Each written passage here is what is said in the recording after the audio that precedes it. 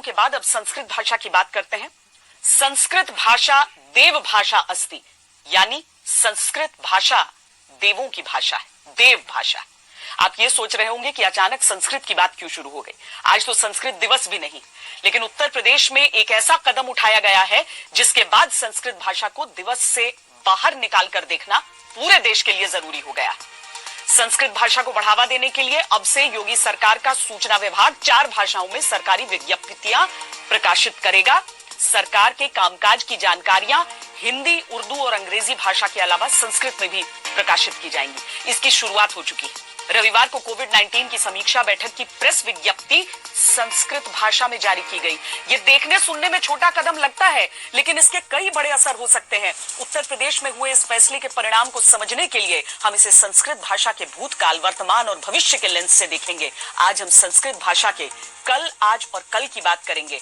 महात्मा गांधी ने 20 मार्च 1927 के दिन हर भारतवासी को एक नसीहत दी थी। उन्होंने कहा था कि संस्कृत का अध्ययन करना प्रत्येक भारतीय का कर्तव्य है। अपने पूर्वजों को जानने के लिए उन्हें संस्कृत सीखनी चाहिए। इस कथन में संस्कृत भाषा को लेकर बापू के विचार झलकते हैं, लेकिन दिक्कत यह है कि संस्कृत आम बोलचाल की भाषा नहीं है। ऐसे में कई लोगों के मन में यह सवाल उठ सकता है कि जब संस्कृत को गिने चुने लोग ही समझते हैं और कुछ हजार लोग ही बोलते हैं, तो इतना तामझाम करने की जरूरत ही क्या है। अगर आप भी ऐसा ही सोचते हैं तो संस्कृत भाषा के हित में योगी सरकार के फैसले पर आधारित हमारी ये रिपोर्ट आपकी सोच बदल सकती है।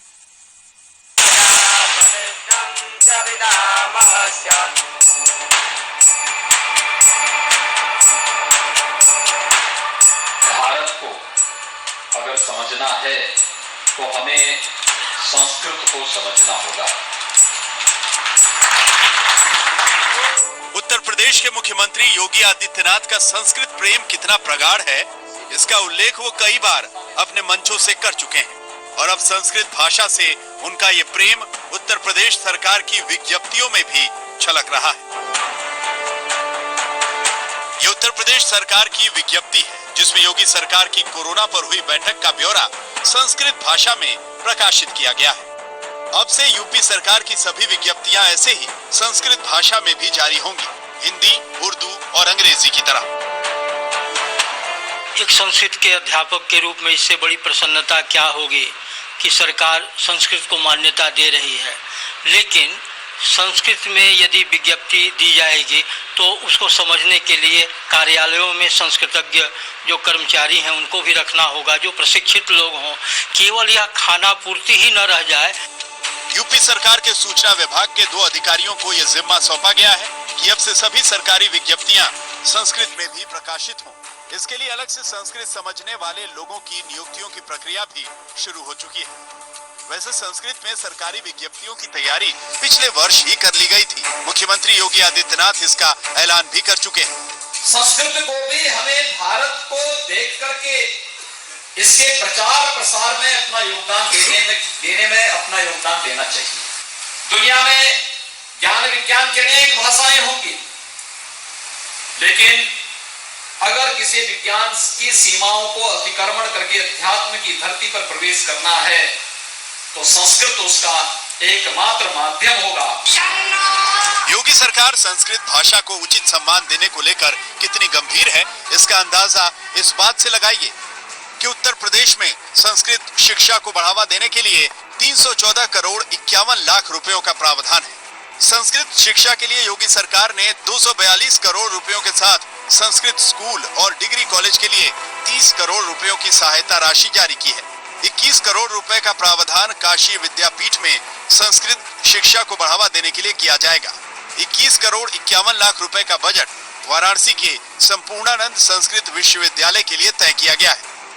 उत्तर प्रदेश में सरकार बनने के बाद मुख्यमंत्री योगी आदित्यनाथ ने वर्ष 2018 में सांस्कृतिक माध्यमिक परिषद का गठन किया, जिसका ऐलान वर्ष 2001 में किया गया था।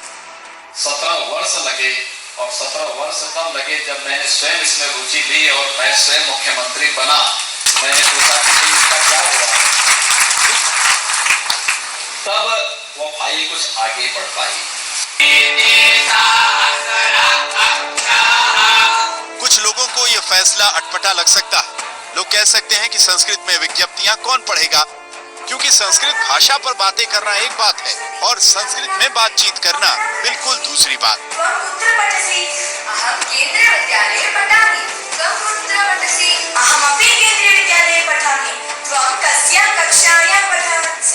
संस्कृत अभी भी भारत की आधिकारिक भाषाओं में से एक है, लेकिन अब ये लुप्त होती भाषा के तहत आ चुकी है। 22 सूचीबद्ध भाषाओं में संस्कृत सबसे कम बोली जाने वाली भाषा है। 2011 की जनगणना के मुताबिक भारत में संस्कृत बोलने वाले लोगों की संख्या सिर्फ 24,821 है। उत्तर प्रदेश में मात्र 3,062 लोगों ने अपनी मातृभाषा संस्कृत बनाई है, जिसमें 1697 पुरुष और 1365 महिलाएं हैं। 2001 के मुकाबले 2011 की जनगणना में उत्तर प्रदेश में संस्कृत बोलने वाले लोगों की संख्या में 57% की कमी आई है। हालांकि देश में ये संख्या बढ़ी है। दुनिया की महानतम भाषाओं में शामिल संस्कृत अपने ही देश में सिर्फ गर्व का विषय बनकर रह गई है। जानकार मानते हैं कि योगी सरकार की छोटी सी पहल संस्कृत को पुनर्जीवित करने में बड़ा कदम साबित हो सकती है। संस्कृत भाषा में ही भारतवर्ष का सारा ज्ञान निहित है। संस्कृत भाषा और इसकी संस्कृति में अक्षय ज्ञान भंडार है, जिससे पूरा का पूरा विश्व प्रभावित है। संस्कृत के बल पर ही भारतवर्ष गुरु के वरासन पर आसीन था।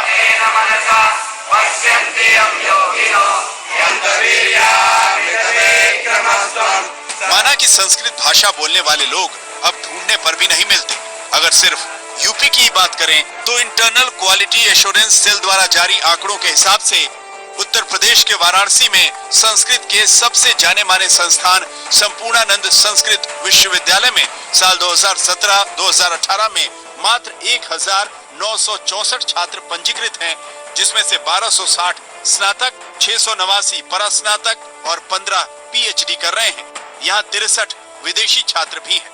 संस्कृत को बढ़ावा देने के लिए योगी सरकार ने इस तरह का कदम कोई पहली बार नहीं उठाया है। पिछले वर्ष योगी सरकार ने राज्य के संस्कृत संस्थानों में पढ़ने वाले प्रत्येक छात्र को 2,000 से लेकर 6,000 रुपए तक की छात्रवृत्ति का ऐलान किया था।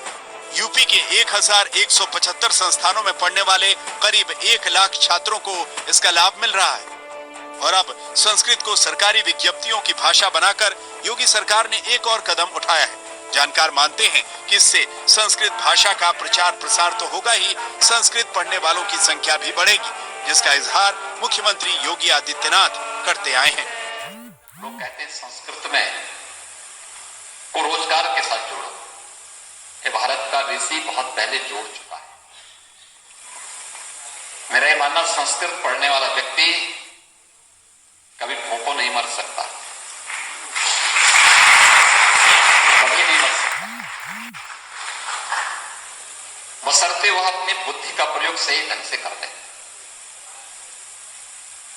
आखिर एक संस्कृत का पुरोहित का कार्य करने वाला व्यक्ति जाता है, पुरोहित का काम करता है, लोग उनका पैर भी छूते हैं, दक्षिणा भी देते हैं और सम्मान भी बढ़ाते हैं।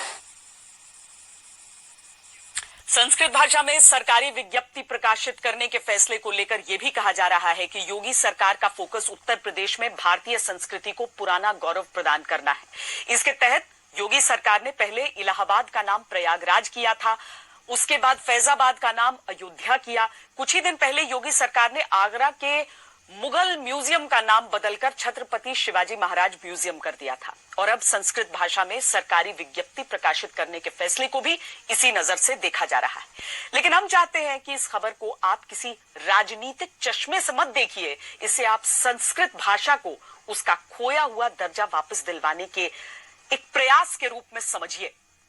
क्योंकि संस्कृत का नाम आते ही हमारे मन में गर्व का संचार तो होता है, लेकिन जब संस्कृत बोलने की बात आती है तो लोगों का सारा जोश ठंडा पड़ जाता है। जबकि संस्कृत दुनिया की प्राचीनतम ही नहीं बल्कि सबसे शुद्ध भाषा भी है। अब आप सोच रहे होंगे कि हम ये बात किस आधार पर कह रहे हैं, तो आपको इसका आधार भी बता देते हैं। स्वतंत्रता के बाद वर्ष 1951 में हुई पहली जनगणना के समय देश में सिर्फ 555 लोगों की मातृभाषा संस्कृत थी। 1961 में यह संख्या 5 गुना बढ़कर 2,554 हो गई। 1981 की जनगणना में 6100 से अधिक लोगों ने संस्कृत को अपनी मातृभाषा बताया।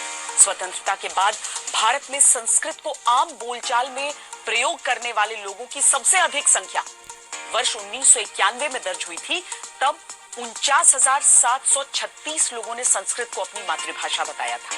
उसके बाद 2001 की जनगणना में यह संख्या घटकर सिर्फ 14,135 रह गई। लेकिन फिर अगले 10 वर्ष में संस्कृत बोलने वाले लोगों की संख्या करीब 10,000 बढ़ी। 2011 में यह संख्या 24,821 थी। संस्कृत भाषा की इस हालत के लिए एक तर्क हमेशा दिया जाता है कि संस्कृत रोजगार की भाषा नहीं है। काफी हद तक ये बात सही भी है, लेकिन इसके लिए भी हमारा समाज और हमारी सरकारें जिम्मेदार है। क्योंकि 1947 में हम भारत के लोग अंग्रेजों से तो आजाद हो गए, अंग्रेजी से आजाद नहीं हो पाए। अंग्रेजी आज भी सरकारी कामकाज की भाषा है, संस्कृत नहीं। और इसी संस्कृति को बदलने की पहल उत्तर प्रदेश की सरकार ने की है। लेकिन बात यहाँ किसी भाषा में सरकारी विज्ञप्ति प्रकाशित करने भर की नहीं है, बल्कि संस्कृत भाषा को उसका खोया हुआ सम्मान वापस दिलवाने की है, जिसकी संस्कृत हकदार भी है। संस्कृत भाषा दुनिया की सबसे प्राचीन भाषाओं में शामिल है, जिसे देववाणी या देव भाषा कहते हैं, क्योंकि मान्यता है कि यह देवों द्वारा बोली जाती थी। भारत के सभी प्राचीन वैदिक ग्रंथ संस्कृत भाषा में लिखे गए थे। सबसे प्राचीन ग्रंथ ऋग्वेद भी संस्कृत भाषा में ही लिखा गया था। बौद्ध धर्म और जैन मत के भी कई महत्वपूर्ण ग्रंथ संस्कृत में लिखे गए हैं। भारत की 20 से अधिक भाषाओं का मूल संस्कृत है, जिनमें हिंदी, ब्रज भाषा, अवधी, मराठी, बांग्ला, राजस्थानी, गुजराती, भोजपुरी, पंजाबी और उर्दू शामिल हैं। इसके अलावा जर्मन, लैटिन, रोमन, फारसी, नेपाली और सिंधी भाषा पर भी संस्कृत का प्रभाव है। लेकिन फिर भी संस्कृत भाषा हिंदू धर्म में सिर्फ यज्ञ और पूजा की भाषा बनकर रह गई है। जबकि भारत के संविधान निर्माता भीमराव अंबेडकर का मानना था कि संस्कृत पूरे भारत को भाषाई एकता के सूत्र में बांध सकने वाली इकलौती भाषा हो सकती है। लेकिन ऐसा नहीं हुआ और भारत में संस्कृत भाषा विलुप्त होने की कगार पर पहुंच चुकी है। ये वो सच है जो लोगों को कड़वा जरूर लग सकता है, लेकिन इसे झुठलाया नहीं जा सकता। इसीलिए संस्कृत की वापसी के लिए अभूतपूर्व प्रयास करने की आवश्यकता है।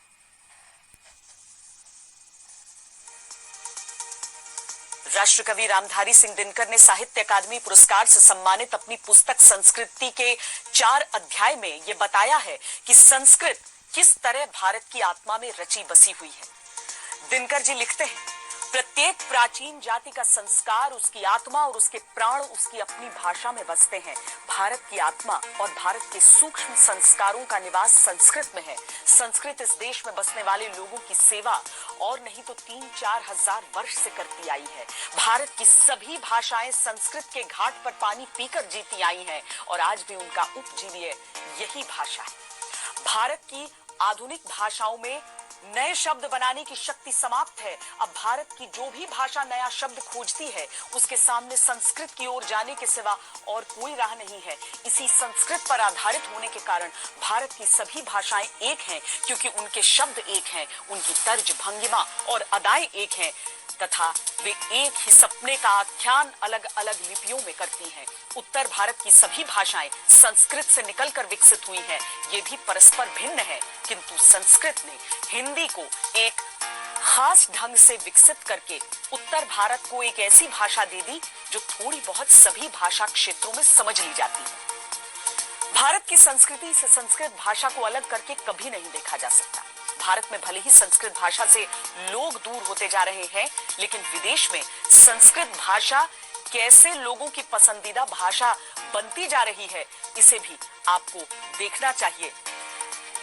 उत्तर प्रदेश की सरकार की इस मुहिम से कई सालों पहले मैंने जब अपना ट्विटर का बायो बनाया तो उसमें संस्कृत का प्रयोग किया। हर एक भारतवासी एक छोटा सा प्रयास अपने हिसाब से कर सकता है। खबरदार में आज के लिए इतना ही। देश और दुनिया की बाकी खबरों के लिए देखते रहिए आज।